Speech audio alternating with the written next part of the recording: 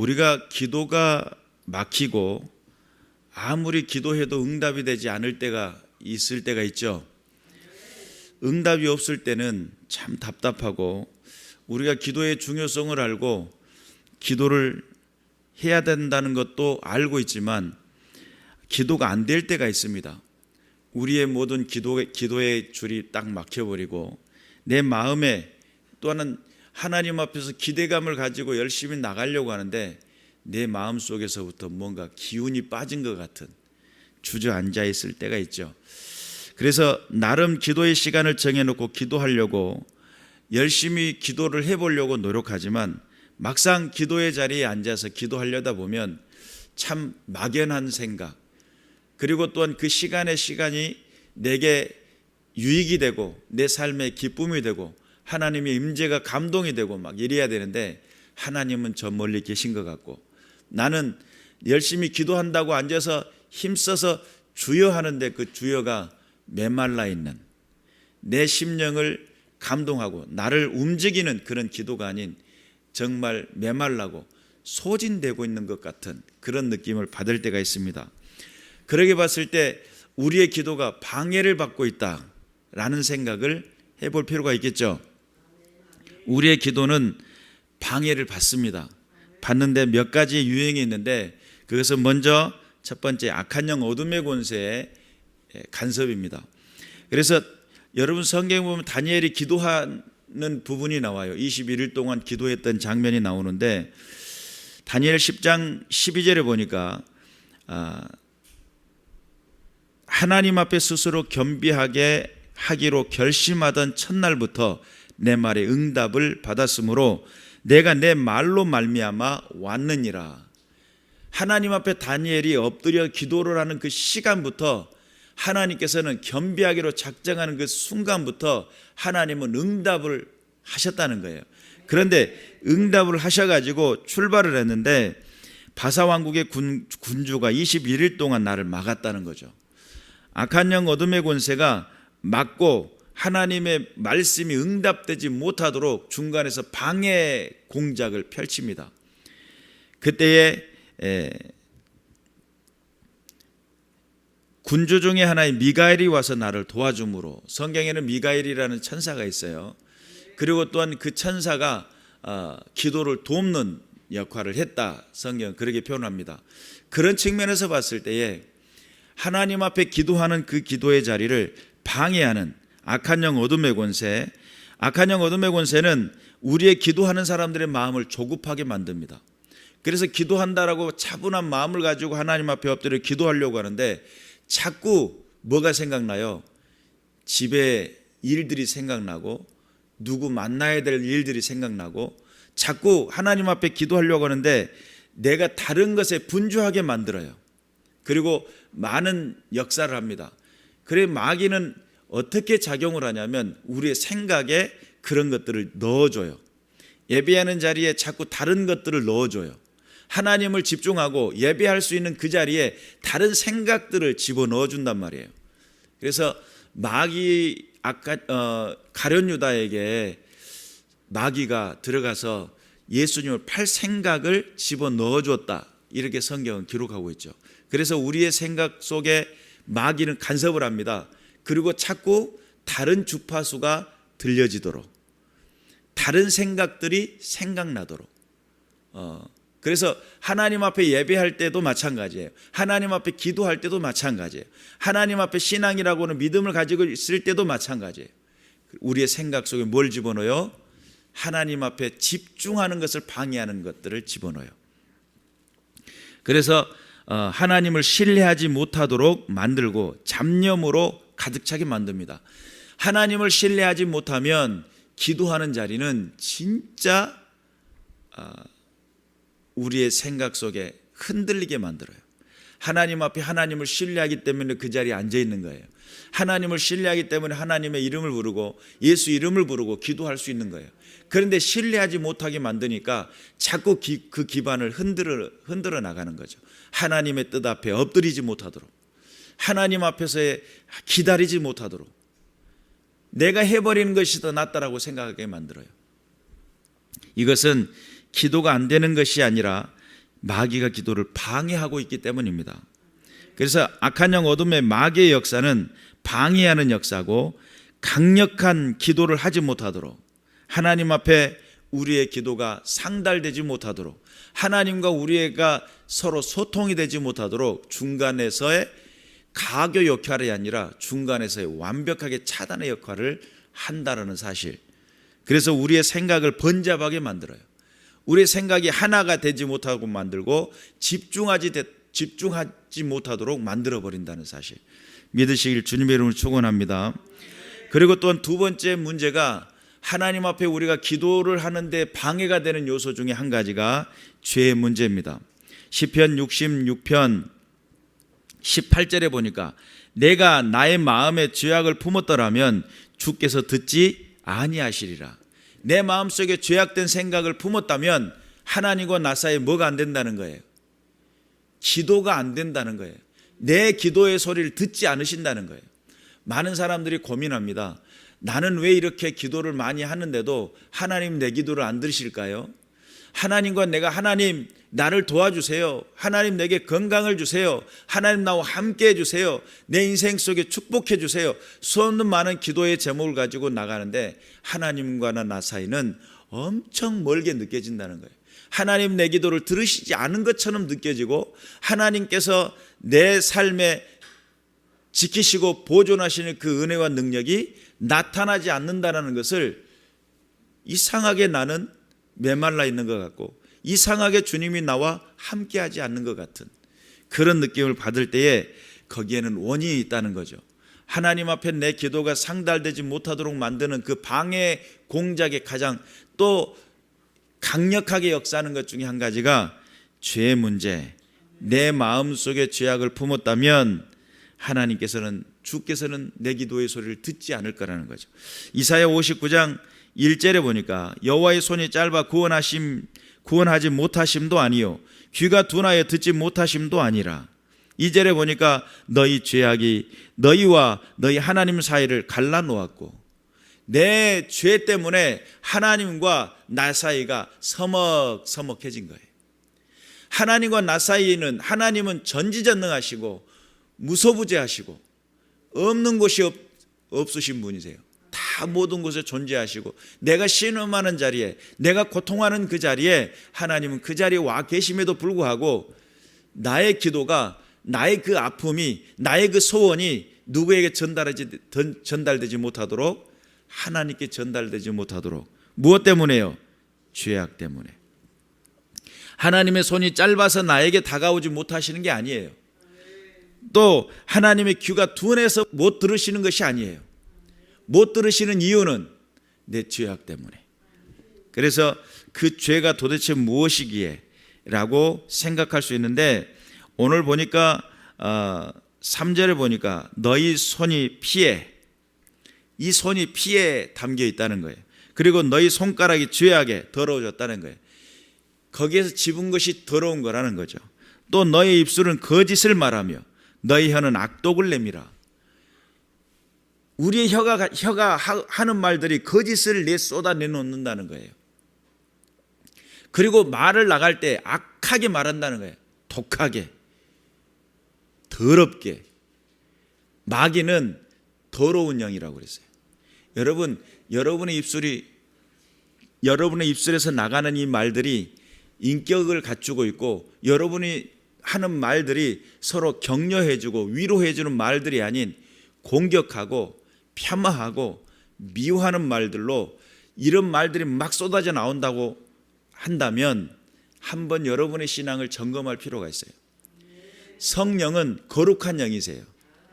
거룩한 말, 감사의 말, 기쁨의 말을 하는 것이지 불평과 원망의 말, 낙담과 좌절의 말, 원망하는 이것이 쏟아져 나갈 때 상대방을 죽이는 공격의 말이 아니라는 거예요. 그렇기 때문에 폄하하는 말이 아니고 세워주는 말이 된다는 거죠. 그래서 우리가 하나님 앞에 깨어있는 믿음의 군사들이 되시길 바라고, 입술에 나갔을 때 정직을 말할 때도요, 공격적으로 말하는 사람이 있어요. 나는 바른 말만 해. 근데 공격적이야. 그리고 자기는 왜 그렇게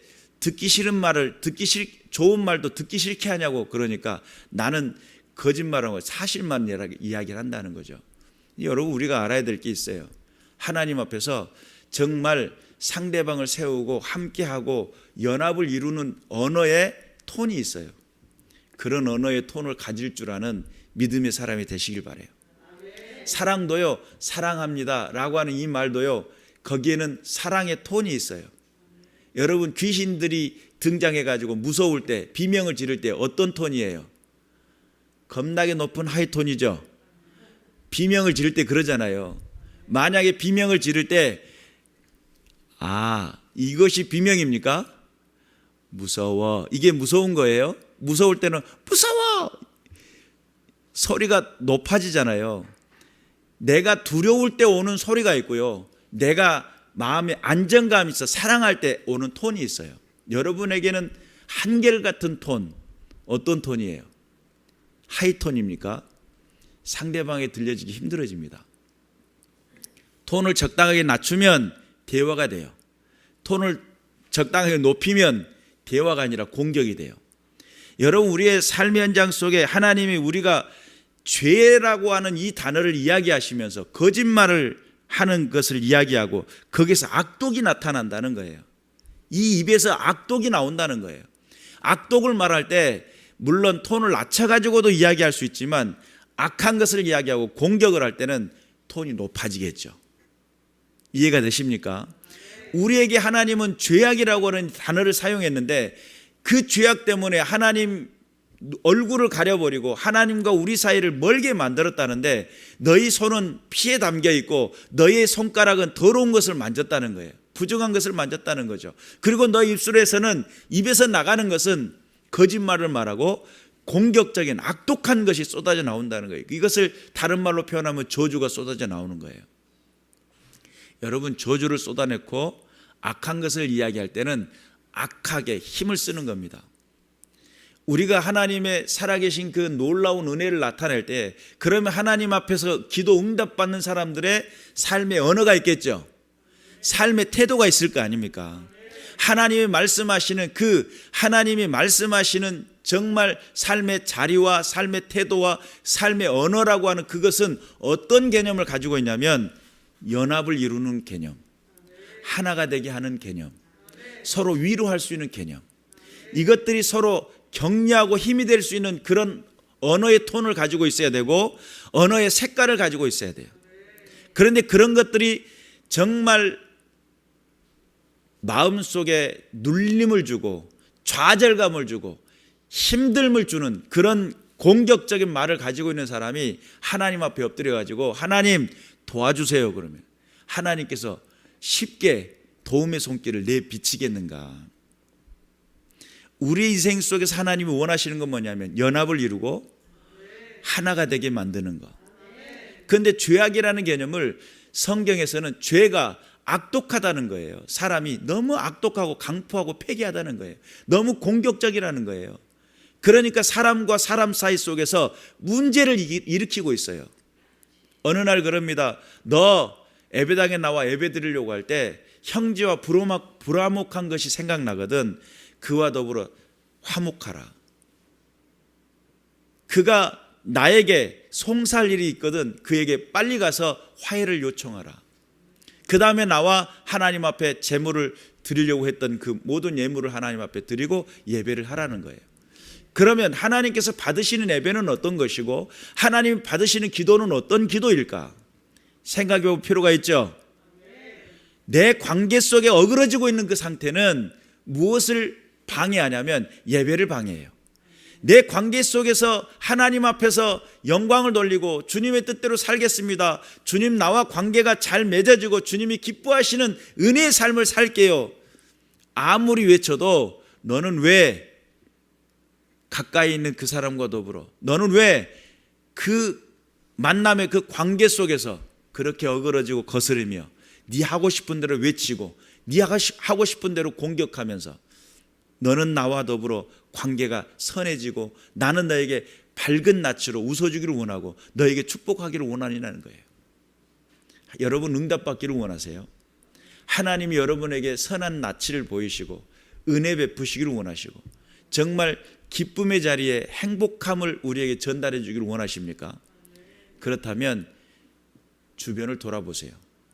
하나님 앞에 나와서 하나님이 그래요. 어느 날 너는 내 마당만 밟았고 너는 내게 정말 주옥과 죄악이 정말 진홍과 같이 붉을지라도 이럽니다. 아니 근데 그들이 예배를 안 드린 게 아니에요. 정말 살찐 송아지를 가지고 예배를 드렸단 말이에요. 하나님 그걸 안 받으신다는 거예요. 왜 안 받으세요? 그러니까 너희는 너희 고아와 과부를 신원하지 않았다는 거예요. 소외되고 고통받는 이들과 더불어 함께하지 않았다는 거예요. 너희 주변에 있는 사람들과 더불어 선한 것을 나타내지 않았고 네가 정말 나의 자녀이고 네가 정말 나와 은혜 가운데 있으며 내 인생 속에 원하는 하나님의 자녀고 백성이라고 한다면 그 자녀이고 백성인 사람들은 만남과 관계 속에 사랑의 언어의 톤을 가진 사람, 거짓이 아닌 정말 정직으로 정말 성실함으로 정말 만남과 관계 속에 선함을 나타내는 사람, 그런 사람들은 어떤 사람들이에요? 하나님과 관계가 회복된 사람들이고 하나님의 말씀에 순종하는 사람들이고 하나님이 기뻐하는 자리에 나가는 사람들이에요. 그래 우리가 기도를 할 때 하나님 내 기도의 소리만 들으면 된다고 다른 사람과 관계는 대충 하고 집어 뜯어놓고 내 하고 싶은 대로 다 하면서 하나님 앞에 막 작정 30일 금식하고 막 그러면 하나님이 막 응답해 줄 줄로 착각할 때가 얼마나 많은지. 하나님이 그래요. 너 금식한다고 너 기도한다고 앉아있는데 차라리 구제해라. 그러면 하나님께서 더 많은 것을 응답하실 거야. 이거 이사야 58장에 나온 이야기예요. 궁금하시면 집에 가서 꼭 읽어보세요. 내가 하나님 앞에서 응답받기로 해서 기도한다고 금식한다고 그런 거 필요 없다는 거죠. 진짜 하나님 앞에 응답받기를 원한다면 하나님 앞에 선함을 가지고 많은 사람들에게 선함을 베풀고 은혜를 베푸는 그 자리에 하나님의 응답이 거기에 있다는 거예요. 그게 빠르게 응답받는 비결이에요. 우리의 죄의 문제, 하나님의 손이 짧아서 귀가 둔해서 우리의 삶의 사정을 모르시는 게 아니라 내가 가지고 있는 그 악독함이, 내가 가지고 있는 그 공격성이, 내가 가지고 있는 그 잘못된 것이 무엇을요? 하나님과 나 사이에 가로막고 있다는 것. 믿으시기를 주님의 이름으로 축원합니다. 그래서 이사야 59장 6절에는 그 짠 것으로 옷을 이룰 수 없을 것이요 그 행위로는 자기를 가릴 수 없을 것이며 그 행위는 죄악의 행위라 그 손에는 포악한 행동이 있으며 포악하다는 거예요. 너무나 공격적이라는 거예요. 그 발은 행악하기에 빠르고 무죄한 피를 흘리기에 신속하며 그 생각은 악한 생각 자체가 악하다는 거예요. 그리고 그들은 평강의 길을 알지 못하며 그들이 행하는 곳에는 정의가 없으며 굽은 길을 스스로 만드나니 무릇 이 길을 밟는 자는 평강을 알지 못하느니라. 왜 내 인생 속에 자꾸 굽어지냐는 거죠. 그건 자기 생각 속에 있는 거예요. 악한 생각. 왜 나는 자꾸 어그러지고 나는 자꾸 잘못된 것으로 내 인생 속에 자꾸 어떤 사람은 물질의 광야, 어떤 사람은 관계 속에서의 광야, 어떤 사람은 건강의 광야, 끊임없이 고통과 하소연과 괴로움과 힘듦 속에서 내 길이 바로 보이지 않는 거냐. 왜 어그러지냐는 말이에요. 왜요? 왜일까요? 내 기도는 하나님이 안 들으신 것 같고 하나님 나에게 꼭 요구하는 것만 같고 나는 왜 자꾸 하나님의 선하시고 기뻐하시고 온전하신 그 은혜의 자리에 행복한 자리에 그 은혜 자리에 있을 수 없느냐. 나의 기도의 길은 왜 막혔느냐. 왜 주님은 내게 응답하지 않느냐. 왜일까요? 내 자신의 삶을 돌아봐야 하나님의 은혜가 보일 줄로 믿습니다. 내 만남의 관계 속의 관계를 돌아봐야 하나님의 역사하심이 보일 줄로 믿습니다. 내 삶의 모든 언어와 행동을 돌아봐야 하나님이 나와 함께하지 않는 이유를 발견하게 될 줄로 믿습니다. 그래서 예레미야 3장 13절에 너는 오직 내 죄를 자복하라. 내 죄를 자복하라. 관계 속에서 어떤 사람 그래요. 사람들의 얼굴을 보며 평가할 때 얼마나 심하게 평가를 하는지. 또 어떤 사람 행동을 평가를 할 때 악독하게 평가를 합니다. 왜요? 왜 그렇게까지 악독하게 평가를 할까요? 그렇게 하면 내가 더 나아 보일까요? 그것이 아닌데 오히려 그 자기 자신을 깎아내리는 일인데, 자기 인격을 깎아내리고 자기 품위를 깎아내리고 자기 실력을 깎아내리는 일이에요. 근데 그걸 잘 몰라요. 상대방을 강하게 죽여놔야 자기가 돋보인다고 생각하는 건지 정확히 알아야 돼요. 하나님은 그런 자들의 하나님이 아니에요. 하나님은 정말 선함을 갖고 있는 사람들의 하나님이세요. 그렇게 하는 사람들은 오히려 누구를 닮았냐면 마귀를 닮아요. 오히려 더 마귀의 자식에 더 흡사해요. 왜요? 악한 영 어둠의 권세는 아주 그 내면의 깊은 것까지로도 막 집어 삼키려고 하고 내면 안에 두려움을 주려고 하고 공격성을 주려고 하는 게 마귀거든요. 하나님은 내 안에서 뭘 끄집어내려고 해요? 두려움을 끄집어내요. 그리고 내 안에 평강을 집어넣어줘요. 기쁨을 집어넣어줘요. 행복을 집어넣어줘요. 하나님은 지금도 살아계시고 지금도 역사하신다는 사실을 믿으시기를 주님의 이름으로 축원합니다. 그래서 우리가 분명히 깨달아서 주님 앞에 내 죄를 자복하라, 관계 속에서 회복할 수 있는 것이 죄를 자복하는 길이에요. 만남과 관계 속에 회복이 되어야 하나님의 기도가 열린다는 사실 믿으시길 바랍니다. 기도가 항상 잘 될 수는 없습니다. 하나님 앞에 기도한다고 엎드렸을 때 항상 기도가 하나님 앞에 상달된다는 그 개념이 꼭 있지는 않아요. 어떤 사람은 늘상 그런 삶을 살아가는 사람도 있을 거예요. 그런데 그렇게 살아가려고 한다면 먼저는 악한 영 어둠의 권세, 그 관계를 명확하게 끊어내야 되고, 또한 내 안에서 일어나는 그 죄악성들, 관계 속에 일어나는 악한 생각, 만남과 관계에서 일어나는 모든 포악한 것들을 완벽하게 근절하며 내가 하나님 앞에 바른 선한 생각과 선한 말들과 선한 행위를 통해 하나님 앞에 믿음의 자리에 섰을 때는 늘 주님과 더불어 교제는 일어날 수 있어요. 그런데 사람의 육체를 입고 사는 동안, 감정을 가지고 있는 동안 그 감정의 고리에 나도 모르게 넘어질 때가 있어요. 그리고 또한 모든 상황에 나도 모르게 죄악 가운데 들어갈 때가 있어요. 그러다 보니 기도가 항상 잘 되지는 않을 수 있습니다. 그럼에도 불구하고 우리는 믿는 겁니다. 무엇을 믿냐면 하나님의 그 선하심을 믿고 하나님의 돌보심을 믿고 하나님의 인도하심을 믿는 겁니다. 그리고 내 자신을 돌아보며 하나님 앞에 바르게 서기 위한 노력이 필요해요. 그래서 죄의 개념이 오늘 조금 더 명확해지고 이해되었으면 좋겠고, 오늘 성경에 보니까 우리가 읽었던 그 본문에는 하나님 앞에 금 대접 위에 향이 있다는 거예요. 그것이 하나님 앞에 올라간다는 거예요. 그 향은 뭐예요? 성도들의 기도입니다. 그래서 여러분, 우리의 기도가 도대체 무엇이라고 금 대접 위에 올리냐 이 말이에요. 그리고 우리의 소원이 도대체 무엇이라고 하나의 향기가 되어 하나님 앞에 올라가냐 이 말이에요. 그런데 여러분 보세요. 향기가 어떤 것은 좋은 향기가 있어요. 그렇겠죠? 어떤 것은요? 나쁜 향기가 있어요. 음식을 다양하게 먹는 사람들은 그런 향기를 별로 신경을 안 쓰는데 음식을 가르시는 분들은 향이 강한 것을 별로 안 좋아해요. 그래서 이것은 향이 강하니까 싫어해. 이것은 향이 강하지 않으니까 좋아해. 내게 좋아. 이렇게 이야기를 하잖아요. 하나님 앞에서 어떤 향은 하나님이 받지 못할 향이 있다는 거예요. 어떤 향은 하나님이 받으실 만한 향이 있다는 거죠. 그런데 받지 못할 향이라고 가정을 했을 때 우리가 함께 읽었던, 우리가 함께 나누었던 죄악이라는 개념, 악취를 드러내는 향기와 더불어 함께 올라갈 때 그것이 받으실 만한 향기가 있느냐. 하나님 앞에 기도를 할 때 악취를 낸다는 거예요. 내 생각 속에는 미움이 가득 차 있고 내 마음 속에는 공격이 가득 차 있고 누군가는 꼭 죽여야 하는 그런 상황 속에 있을 때 그 기도가 하나님 앞에 바르게 올라갈 수 있겠느냐. 우리의 기도의 소리를 한 번쯤 분별해 볼 필요가 있습니다.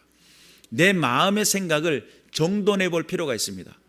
그래서 왜 기도가 응답이 안 되는 이유를 명확히 알아야 돼요.